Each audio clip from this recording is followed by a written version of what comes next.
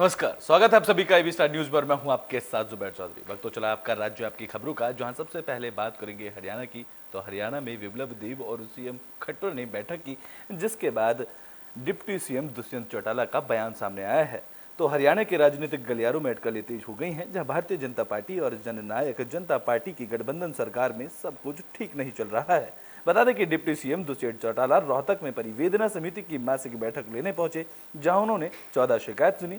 इस दौरान दुष्यंत चौटाला ने गठबंधन को लेकर बयान दिया है, जहां जेजेपी नेता दुष्यंत चौटाला ने कहा है कि अक्टूबर 2019 के चुनाव के बाद वरिष्ठ बीजेपी नेता और केंद्रीय गृह मंत्री अमित शाह की मौजूदगी में गठबंधन को अंतिम रूप दिया गया था, जहां दोनों पक्षों के नेताओं की बयानबाजी के बाद या दोनों सहयोगी दलों के बीच मतभेद उभरे हैं। इस पर चौटाला ने कहा कि दोनों दलों के राज्यों में एक स्थिर सरकार बनाए रखने के लिए तरीकों पर चर्चा की थी और उसके बाद ही आपसी सहमति से गठबंधन बनाया गया था। दरअसल जेजेपी के विधायक रामकरण काला ने गुरुवार को किसानों पर हुए लाठीचार्ज के विरोध में हरियाणा शुगरफेड के अध्यक्ष पद से इस्तीफा दिया, जिसके बाद दूसरी ओर हरियाणा बीजेपी के प्रभारी विप्लव देव ने 4 निर्दलीय विधायकों के गुरुवार को दिल्ली में मुलाकात की। इससे एक दिन बाद ही शुक्रवार को देव और राज्य के मुख्यमंत्री मनोहर लाल ने किसानों के मुद्दे को लेकर आपस में मुलाकात की थी, जहां दोनों नेताओं ने मौजूदा सियासी हालात को लेकर भी चर्चा की थी, जिसके बाद अब डिप्टी सीएम दुष्यंत चौटाला का बयान सामने आया।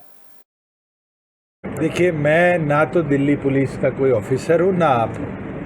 दिल्ली पुलिस इसको इन्वेस्टिगेट कर रही है। एक दिन छप जाता है आंदोलन खत्म, 15 मिनट बाद आता है आंदोलन चल रहा है। एक दिन आप छाप देते हो कि बयान वापस लिया, दूसरे दिन चलता है कि नहीं बयान नहीं बदला।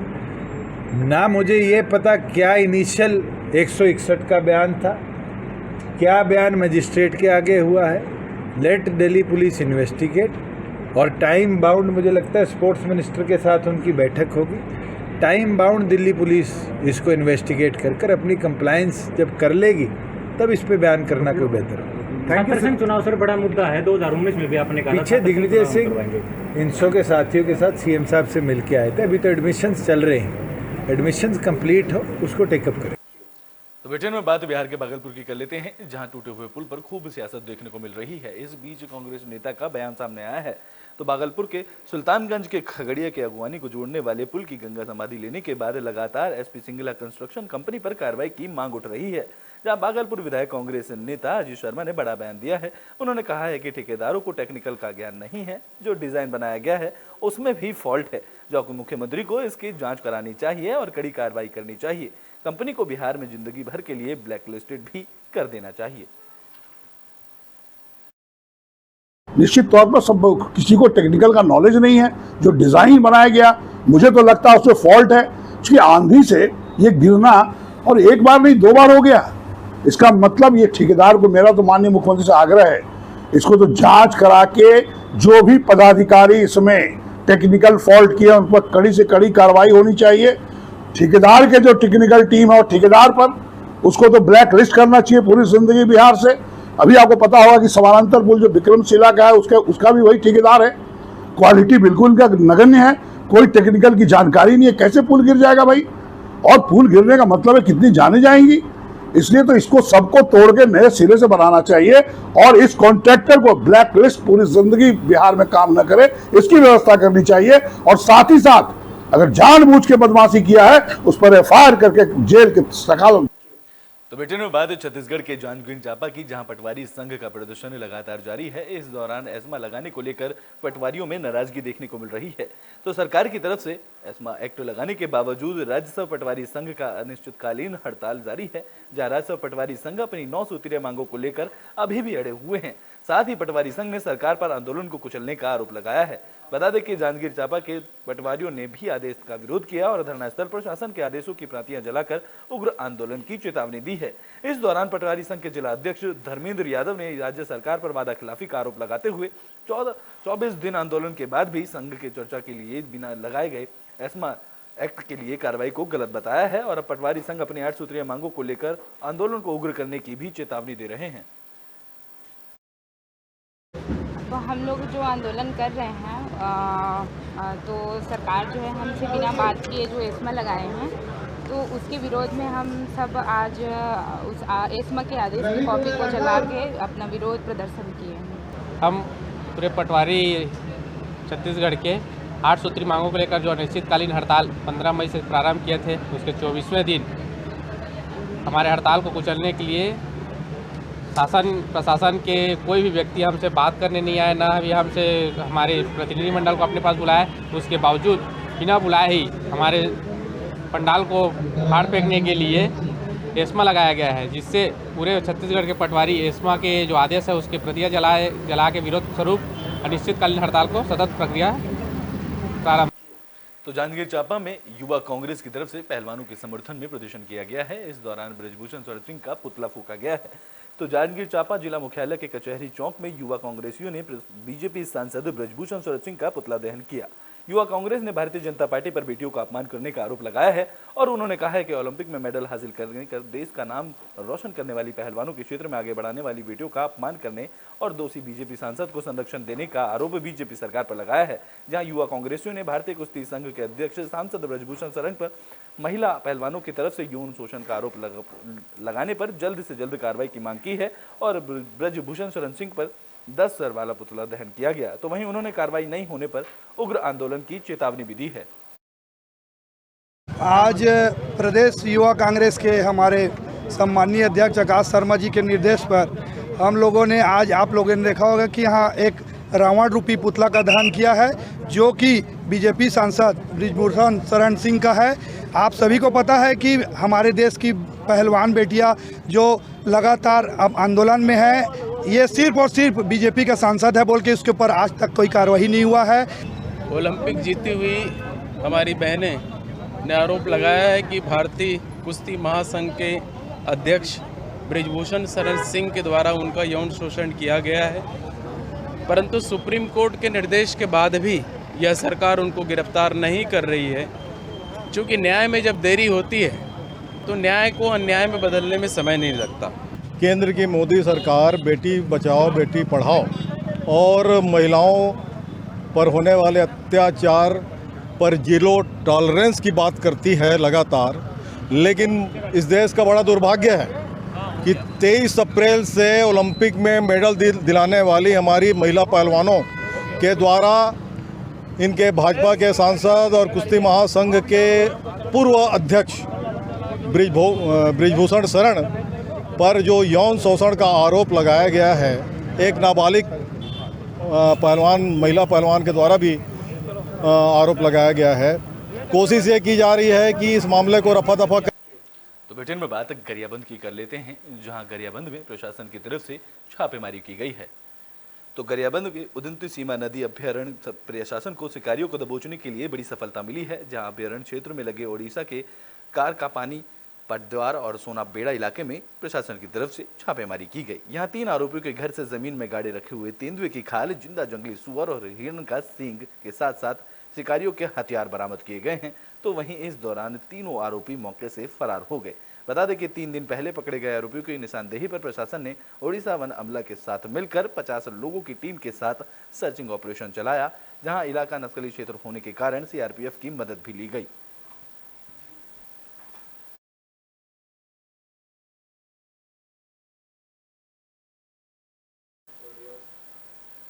तो ब्रिटेन में बात हरियाणा के रेवाड़ी की कर लेते हैं, जहां सरकार की जमीन को लीज देने पर विवाद छिड़ गया है।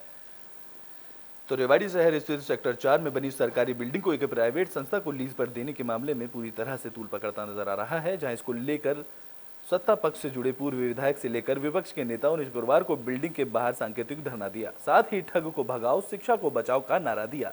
इस दौरान मुख्यमंत्री के नाम ज्ञापन भी सौंपा गया, जिसमें चेताया गया है कि 11 जून तक संस्था से इस बिल्डिंग को वापस नहीं लिया गया तो तमाम जनप्रतिनिधि के साथ मिलकर यहां ताला लगाया जाएगा। बता दें कि शहर के पास इलाके सेक्टर 4 में कुछ महीने पहले ही सरकारी बिल्डिंग में सैनिक स्कूल चलाया जा रहा था। इस बिल्डिंग को कुछ दिन पहले ही आईआईटी और एनईटी की तैयारी करने वाली संस्था को लीज पर दिया गया है, जहां सुपर 100 प्रोग्राम के तहत ये संस्था हर साल बच्चों की तैयारी कराती है और इस संस्था को प्रदेश सरकार की तरफ से काफी मदद भी मिलती है।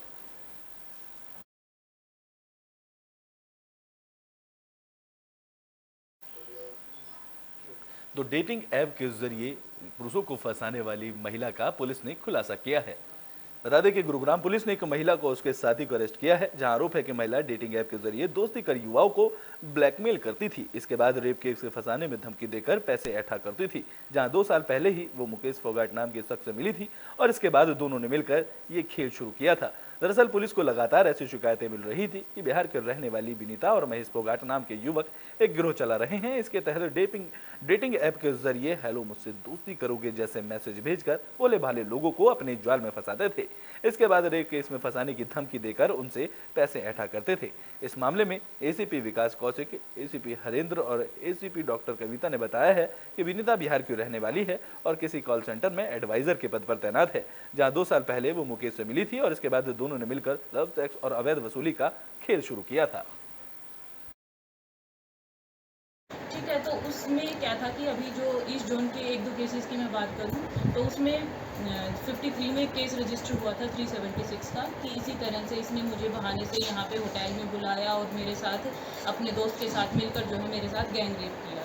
तो उनका क्या था, उसी टाइम कन्वर्सेशन चल रहा था कि अगर आप मेरे साथ, वो चैट हमारे पास आ गई है फाइल पे कि अगर आप जो है मेरे को इतने पैसे दे देंगे तो मैं 164 की स्टेटमेंट में जो है डिनाई कर दूंगी अपने जो भी एलिगेशंस हैं, और उसने किया भी वही एग्जैक्टली। लेकिन उसमें हमारे पास जो है यही फैक्ट्स आने के बाद कि एक तो उनकी जो व्हाट्सएप चैट थी और एक जो उन्होंने पेमेंट किया था उसका जो है सारी कंप्लेनेंट को हमने ऑलरेडी एक बार जो है उनसे बात करके उनको कॉन्फिडेंस में ले लिया था, तो उन्होंने वो प्रोवाइड करवा दिया, तो अभी वो कस्टडी में है। अच्छा, इसी तरह से जो है 2 केसेस जो हैं सेक्टर 40 में भी रजिस्टर हुए हैं। कर नहीं पाया, जिसकी वजह से लड़की थाने के नज़दीक से भाग करके अपने ठिकाने पर पहुंच गई थी। तुरंत ही एक टीम उसके पीछे लगाई गई, लोकेशंस ले करके उनको, लड़की को भी थोड़ी ही देर के बाद वहां से गिरफ्तार किया गया। जब इनसे पूछताछ की गई तो पूछताछ में इन्होंने अपनी सारी मॉडस ऑपरेंडी बताई कि किस तरीके से ये लोगों को बम्बल ऐप, जो चैटिंग ऐप है, उसके थ्रू बम्बल ऐप पर ये बात करते हैं और बात करके जो लोग हैं उनको ये अपनी बातों में फंसाते हैं। फंसाने के बाद उनको किस तरीके से पार्टी करने के बहाने किसी होटल में, रेस्टोरेंट में लेकर जाते हैं, होटल के कमरे में शराब पिलाते हैं और शराब पीने के बाद उसके विरुद्ध शिकायत देकर उससे पैसा ऐंठने की कोशिश करते हैं। तो हमने इस पे दोनों को इनको गिरफ्तार कर लिया है और जो भी एविडेंसेस इनके पास से मिल सकते थे हमने लिए हैं और हमारी इन्वेस्टिगेशन अभी। वीडियो में बात हरियाणा के महेंद्रगढ़ की जांगुड़ीना गांव में पुलिस की रेड हुई है। इस दौरान पुलिस ने लगभग 5 किलो बुक्की के साथ एक आरोपी को गिरफ्तार किया है। तो महेंद्रगढ़ के जिला पुलिस अपराधियों पर नकेल कसने के लिए दिन रात मशक्कत कर रही है। इस कड़ी में महेंद्रगढ़ जिले के गांव हुडीनमा में पुलिस ने 4 किलो 910 ग्राम बुक्की के साथ एक युवक को गिरफ्तार किया है। इस मामले में पुलिस ने एक गुप्त सूचना के आधार पर महेंद्रगढ़ के गांव हुडीना में भूप सिंह उर्फ बल्ली साहू हसीना को गिरफ्तार किया। बता दें कि जिसके मकान की तलाशी लेने पर ड्यूटी मजिस्ट्रेट तहसीलदार गजेश सिंह के सामने 4 किलो 910 ग्राम बुक्की बरामद की गई है।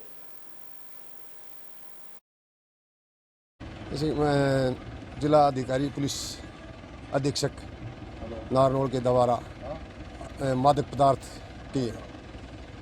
के लिए काफ़ी निर्देश दे रखे हैं, जिस पर आज मैं, मेरी टीम ने मुखबिर खास ने बताया कि हुडीना में गांव में बल्ली भूप सिंह उर्फ बल्ली सनोप श्रीराम वासी हुडीना जो अपने घर पर भुक्की रखकर बेचता है, इस पर आज रेड की गई तो उसके घर से ड्यूटी मजिस्ट्रेट के सामने 4 kg 910 ग्राम भुक्की बरामद हुई। ये अपना पुलिस डिपार्टमेंट से फ़ोन आया था, भाई इन्होंने कुछ मादक पदार्थ के लिए इनको सूचना मिली थी, तो उसके कार्रवाई के लिए मैं ड्यूटी मजिस्ट्रेट लगाया था मेरे को। तो बेटन में बात अब पलवल की कर लेते हैं, जहां मेडिकल स्टोर संचालक के साथ मारपीट का मामला सामने आया है। तो पलवल के गांव अल्लाहपुर के पास कार में सवार होकर आए दर्जन भर लोगों की तरफ से मेडिकल स्टोर संचालक महिला और उसके पति पर लाठी डंडे और ईंट से हमला किया गया। हमले का वीडियो भी सोशल मीडिया पर जमकर वायरल हो रहा है, जहां हमले के दौरान दंपति गंभीर रूप से घायल हुए। जहां पीड़ित महिला ने इस मामले की लिखित शिकायत गतपुरी थाने में दी है। फिलहाल पुलिस पूरे मामले की जाँच कर रही है।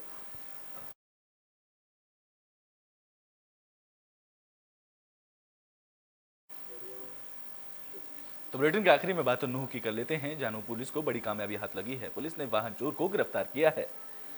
तो नूंह पुलिस अधीक्षक वरुणा श्रृंगला के दिशा निर्देशों पर वाहन चोरियों पर अंकुश लगाने के लिए प्रभावी कार्रवाई की जा रही है। वहीं निरीक्षण सुभाष के नेतृत्व में गठित टीमों को बड़ी कामयाबी हाथ लगी है, जहां पुलिस की टीम ने 1 साल से फरार चल रहे वाहन चोर को गिरफ्तार किया है, जहां उसके कब्जे से कई गाड़ियां भी बरामद की गई हैं। इस दौरान आरोपी ने पूछताछ में बताया है कि वो दिल्ली और राजस्थान से वाहन चोरी की वारदात को अंजाम देता था।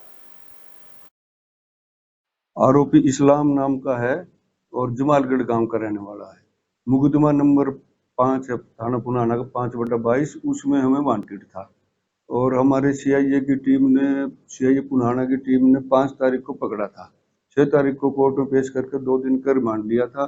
During investigation 1 Eicher canter, 2 Maruti Eeco car, 5 motorcycle हमने बरामद की हैं और इसी मुकदमे में 1 पिकअप हमने पहले से बरामद कर रखी थी, जिनको ये छोड़ के भागा हुआ था, इसीलिए आपका राज्य आपकी खबरों में भी के लिए बस इतना ही। देश और दुनिया की तमाम खबरों के लिए देखते रहें एबी स्टार न्यूज़।